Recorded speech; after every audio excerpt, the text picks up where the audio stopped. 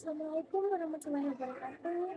Perkenalkan, saya Farwa Fatana. Di kesempatan kali ini saya akan sedikit menceritakan tentang Muhammad Al-Fatih 1453, pemuda yang mengubah sejarah dunia. Nah, bagaimana jika saya mengatakan bahwa salah satu peristiwa paling penting atau berpengaruh dalam sejarah dunia dilakukan oleh seorang pemuda yang baru berusia 21 tahun. Di usia banyaknya orang masih mencari jati diri, dia justru memimpin puluhan ribu pasukan dan berhasil menaklukkan kota yang selama lebih dari 1000 tahun dianggap tidak mungkin dikuasai. Pemuda itu ialah Muhammad Al-Fatih. Pada kesempatan kali ini, saya akan menceritakan kisah Muhammad Al-Fatih dan penaklukan Konstantinopel pada tahun 1453. Sebuah peristiwa yang mengubah sejarah dunia. Muhammad Al-Fatih lahir pada tahun 1432 di kota Ediren, ibu kota Kesultanan Utsmaniyah saat itu. Sejak kecil, dia tidak dibesarkan sebagai anak biasa. Ayahnya, Sultan Murad II, menyiapkan pendidikan terbaik agar kelak dia mampu menjadi seorang pemimpin. Dia belajar Al-Quran, hadis, fikih, sejarah, ilmu pemerintah, strategi militer, hingga menguasai beberapa bahasa asing. Para gurunya tidak hanya mengajarkan ilmu pengetahuan, tetapi juga membentuk karakter disiplin, berani, rendah hati, dan bertanggung jawab.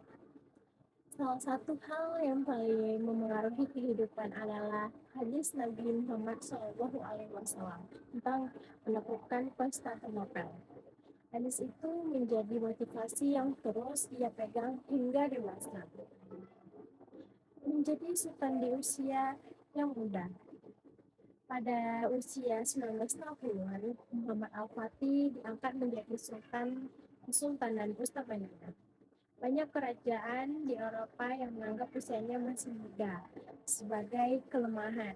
Mereka mengira kerajaan Utsmaniyah akan mudah dikalahkan. Namun, anggapan itu justru menjadi awal dari kejutan besar. Muhammad Al-Fatih mulai memperkuat tentaranya, membangun benteng baru di Selat Bosporus, memperbarui armada laut, serta membuat meriam raksasa yang belum pernah digunakan dalam peperangan sebelumnya. Semua persiapan dilakukan dengan sangat matang. Baginya, kemenangan bukan bergantung kepada beruntungan, tetapi hasil dari perencanaan yang baik. Nah, pengepungan Konstantinopel pada tanggal 6 April 1453, pengepungan Konstantinopel dimulai, yang dimana Konstantinopel merupakan ibu kota kekaisaran Bizantium dan dikenal sebagai ibu kota yang hampir mustahil ditaklukkan. Bentengnya sangat tinggi, dindingnya berlapis-lapis, dan posisinya dimungkini oleh laut. Selain itu, pintu masuk Teluk Golden Horn ditutup menggunakan rantai besi raksasa sehingga kapal musuh tidak bisa masuk.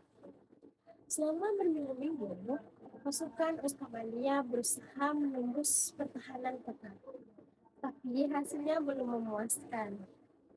Muhammad Al-Fatih sadar bahwa jika dia terus menggunakan cara yang biasa, kemungkinan besar peperangan akan berlangsung sangat lama. Strategi yang mengubah sejarah. Disinilah kecerdasan Muhammad Al-Fatih terlihat. Ia memerintahkan tentaranya menarik puluhan kapal perang melewati daratan laut. Jalur tersebut dilapisi benteng-benteng kayu, batang-batang kayu yang telah diberikan minyak sehingga kapal dapat meluncur seperti berada di atas air. Operasi itu dilakukan pada malam hari secara diam-diam.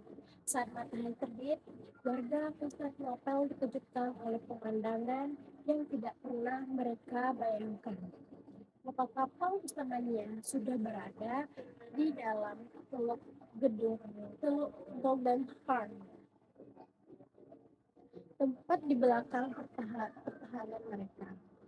Strategi yang dianggap mustahil itu berhasil mengubah jalannya peperangan.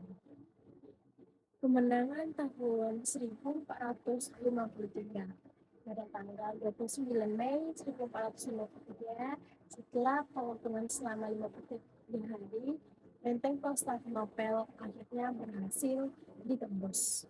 Muhammad Al-Fatih memasuki kota sebagai pemenang. Namun, yang membuatnya dikenal bukan hanya karena kemenangan militernya. Ia melarang pasukannya melakukan tindakan sewenang-wenang terhadap penduduk. Ia memberikan perlindungan kepada masyarakat sipil dan menghormati pemeluk agama lain agar tetap dapat menjalani ibadah mereka.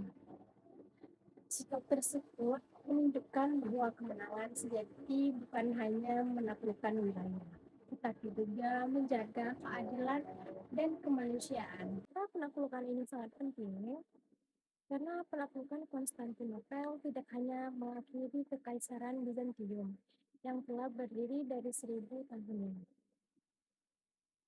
Peristiwa ini juga mengubah jalur perdagangan antara Asia dan Eropa, mendorong bangsa-bangsa Eropa mencari jalur laut baru, serta menjadi salah satu faktor yang memicu dimulainya era penjajahan yang ada di samudera. Karena itu, penaklukan tahun 1453 sering disebut sebagai salah satu titik paling penting dalam sejarah dunia. Pesan moral yang bisa kita ambil yaitu dari kisah Muhammad Al-Fatih kita belajar bahwa usia muda bukan alasan untuk meremehkan kemampuan seseorang, tetapi keberhasilan lahir dari pendidikan, kerja keras, keberanian, mengambil keputusan, kemampuan berpikir kreatif, serta keyakinan terhadap tujuan yang kelak ingin dicapai. Sebagai mahasiswa, kita dapat meladani semangat belajar, disiplin, dan berpemimpinan beliau dalam menghadapi tantangan yang ada di kehidupan kita. Nah, sejarah membuktikan bahwa perubahan besar seringkali dimulai oleh orang-orang yang memiliki mimpi besar dan berani mewujudkannya.